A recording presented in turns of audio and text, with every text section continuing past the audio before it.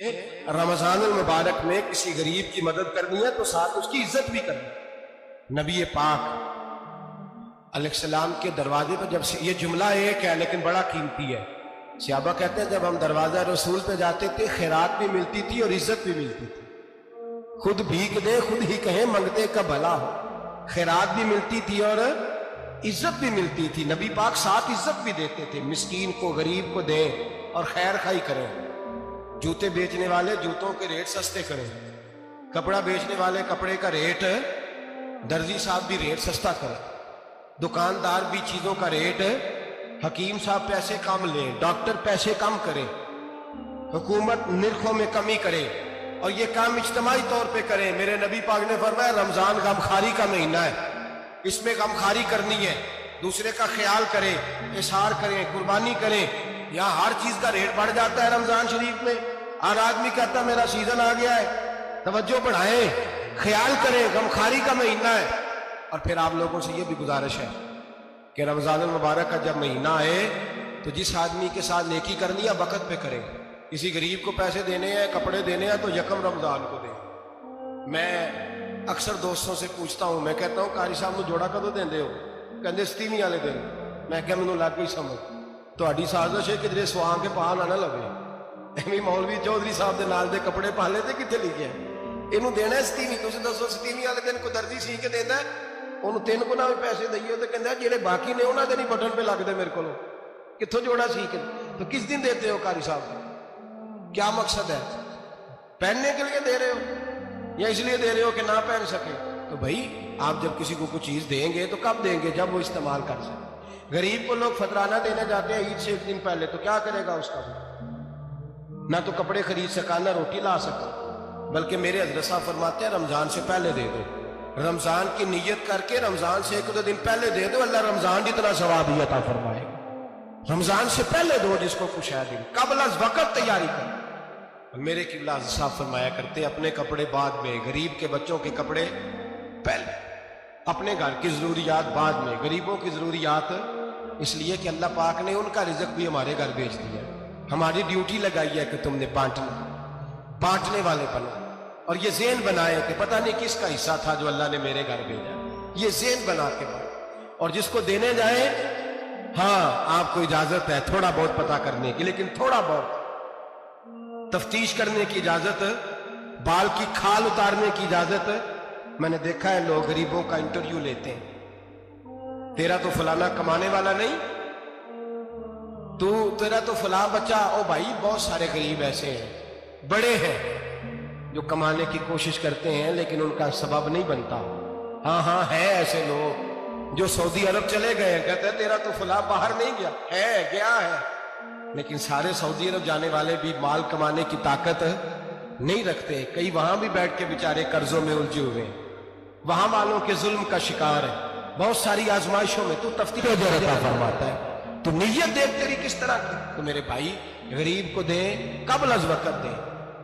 رمضان مبارک میں چوتھا کام، بعد آخری اور چوتھا کام سنیں، رمضان میں دین سیکھیں۔ شیطان قید ہوتا ہے زیادہ سے زیادہ، اور جب آدمیوں کا پیٹ خالی ہوتا ہے نا تو ذہن جو ہوتا ہے نا وہ بھی اس کا فریش ہوتا ہے، اس میں کوشش کریں دین سیکھنے کی۔ میرے نبی کریم صلی اللہ علیہ وسلم نے اس دین کو علم کا دین قرار دیا ہے، شعور کا دین قرار دیا ہے، فہم کا دین قرار دیا ہے۔ نبی پاک صلی اللہ علیہ وسلم نے فرمایا ایک عبادت کرنے والا عشاء کے بعد کھڑا ہو اور فجر تک نماز پڑھتا رہے، ایک عالم دین عشاء پڑھ کے سو جائے، اٹھ کے فجر پڑھ لے، تو وہ 70 عبادت کرنے والوں کا درجہ زیادہ نہیں، عالم کا درجہ پھر بھی زیادہ ہے، اس عالم دین کا درجہ زیادہ ہے، اس لیے کہ وہ لوگوں کو آگاہی دیتا ہے، شعور بخشتا ہے۔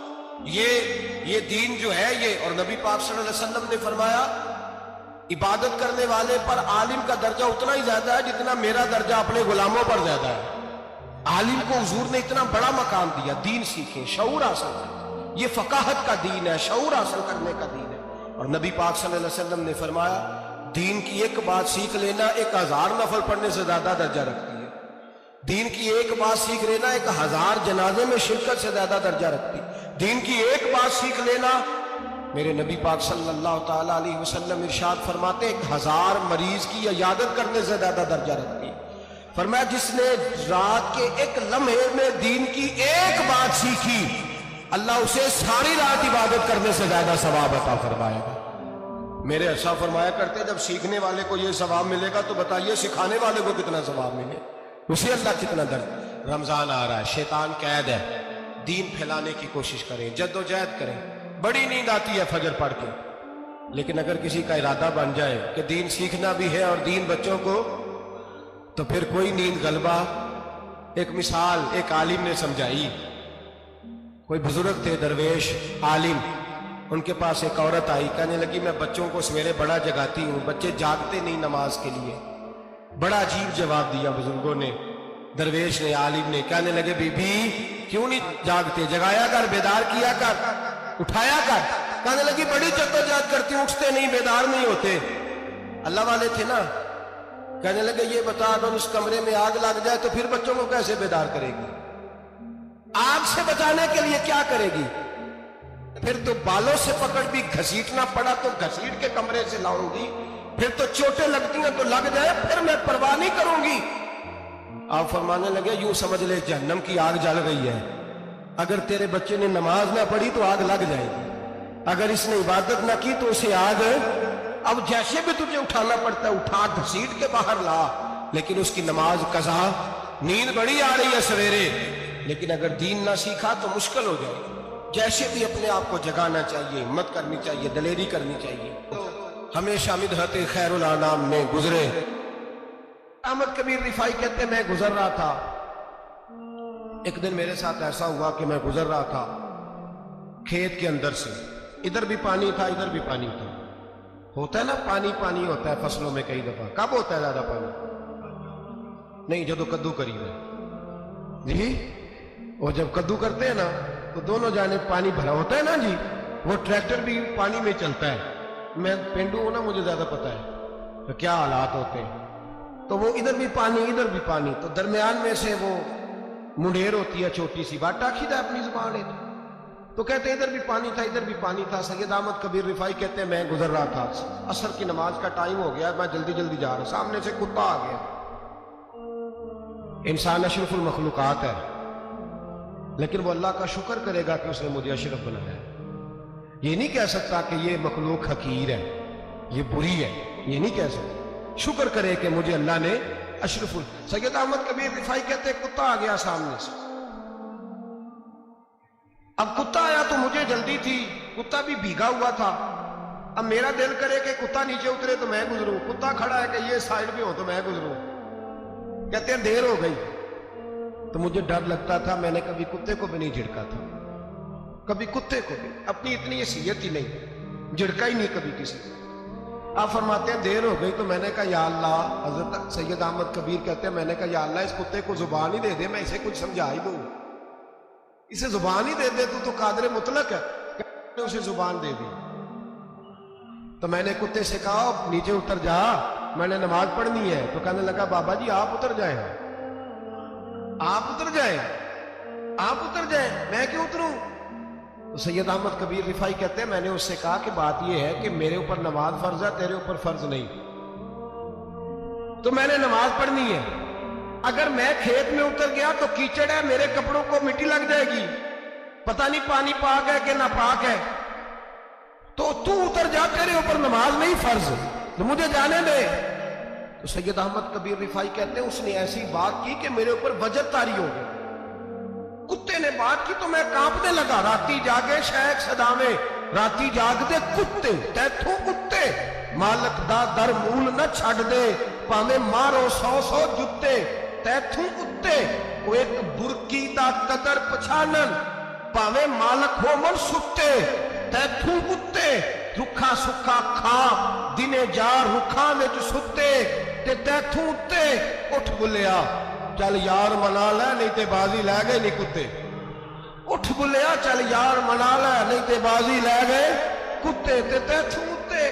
سید احمد کبیر رفاعی کہتے ہیں وہ مجھے کہنے لگا آپ اتر جائے، تو میں نے کہا بھائی میرے اوپر نماز فرض ہے، تیرے اوپر فرض نہیں، تو اتر جا، میرے کپڑے آلودہ ہو جائیں گے تو کیا کروں گا؟ تو کہتے ہیں اس نے بات کی تو میں گھبرا گیا اور چھلانگ لگا کے میں کھیت میں اتر گیا۔ مجھے کہنے لگا بابا جی कपड़े अगर आपके कीचड़ से आलूदा हो गए तो पानी से साफ हो जाएंगे, और अगर मुझे हकीर जान के आपका दिल आलूदा हो गया तो 7 समुद्रों से भी साफ नहीं होगा। कपड़े पानी से धुल जाएंगे, और दिल अगर तकब्बुर से आलूदा हुआ तो 7 समुद्रों से भी सही हो सकता ना ना ना। हकीर नहीं जानना, ना मौलवी को, ना सूफी को, ना दरवेश को, ना खेत में काम करने वाले को, ना पट्टे पे मजदूरी करने वाले को, ना गाड़ी का शीशा साफ करने वाले को, ना तेल डालने वाले को, ना किसी को हकीर ना जान, ना किसी के हाल पे तंज कर, ना किसी के गम का मजाक उड़ा, वो जिसे चाहे जैसा नवाज दे। ये मिजाज लुत्फ रसूल है। ना ना कोई आया लेके चला गया, कोई उम्र भर भी ना पा सका, मेरे मौला तुझसे गिला नहीं, ये तो अपना अपना नसीब है। भाई हकीर नहीं जानना। सैयद अहमद कबीर रिफाई फरमाते हैं वो कुत्ता तो गुजर गया, मैं दौड़ा घर गया, जाके मैंने गुस्ल किया, कपड़े बदले। फरमाते हैं पहले भी मैं असर पढ़ता था, पर आज जब नमाज पढ़ी तो बड़ा ही मजा आया। मैं सर सजदे में रखूं, मेरा उठाने को जी ही ना चाहे, मैं रुकू में जाऊं तो मेरा सर उठाने को दिल ही ना चाहे। मेरा दिल करे आज मगरिब लेट हो जाए, आज सूरज देर से गुरूब हो, मैं आज सारा दिन असर ही पढ़ता रहूं। भाई जब तू आजिज़ी वाली पढ़ता। और अगर आपने अभी तक हमारा चैनल सब्सक्राइब नहीं किया तो फौरन सब्सक्राइब कीजिए, साथ बेल आइकॉन पर क्लिक करें ताकि मज़ीद आने वाली वीडियो है वो आपको बहुत होती रहे।